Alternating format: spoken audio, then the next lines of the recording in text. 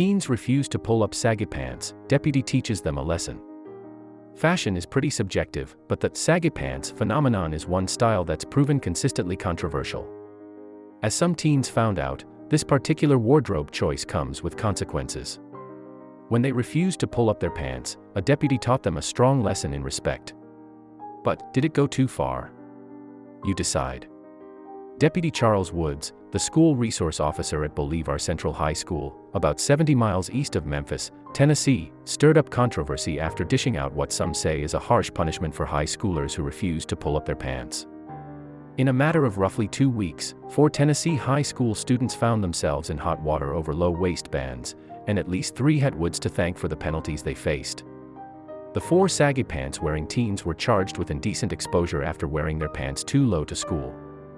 Although the arresting officer of the 4th teen was not listed, Deputy Charles Woods was responsible for making the other 3 arrests, according to online records from the Hardeman County Sheriff's Department. Adding to the controversy, 2 of the 4 teens, both seniors at Bolivar Central High School, were jailed for their fashion faux pas. After being reprimanded several times, the students continued to violate the school dress code by refusing to pull up their saggy pants.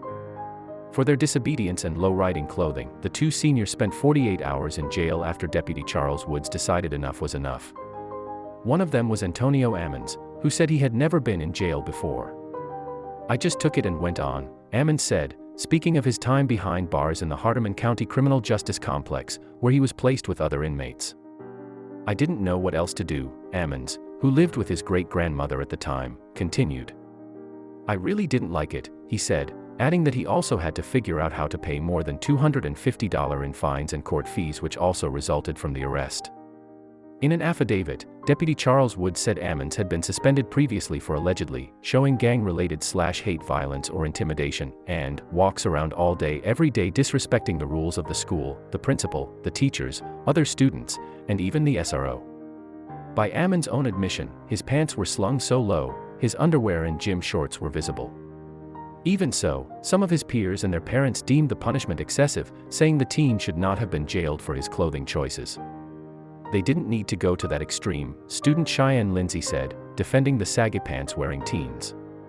Parent Crystal Wing agreed. "I think jail time might be a little too much, but at the same time there has been a lot of sagging pants," she said.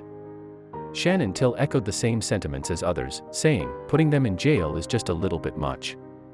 Instead, Till suggested, "Maybe we have them do some community service, pick up some trash, help at the dog kennels, things like that."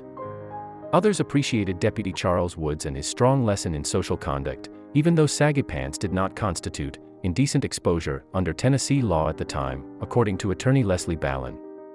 Kansas City preacher Bishop John Birmingham thought it should be law in his neck of the woods, though.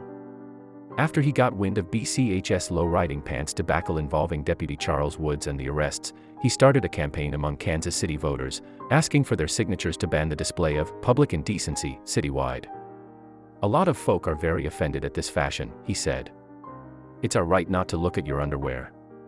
What naysayers rarely mention, however, is that this way of wearing one's pants also causes health concerns, as the doctors explain in the clip below. But, whether you believe the trend is dangerous or think it indicates a lack of respect for self or others, that's not the only thing to consider in the case of the Tennessee teens. The divisive trend is undeniably a point of contention in many communities. It's already been banned in several places, such as Opelika, Florida, and Wildwood, New Jersey, where a unanimous vote banished saggy pants from the boardwalk in 2013. In 2016, Timmonsville, South Carolina, also introduced a saggy pants ban, including a heavy fine of up to $600 for anyone violating the rule. Yet, there was more at play at BCHS than low-riding waistbands. Perhaps the criminal offense was more about respecting authority than the fashion choice getting its comeuppance.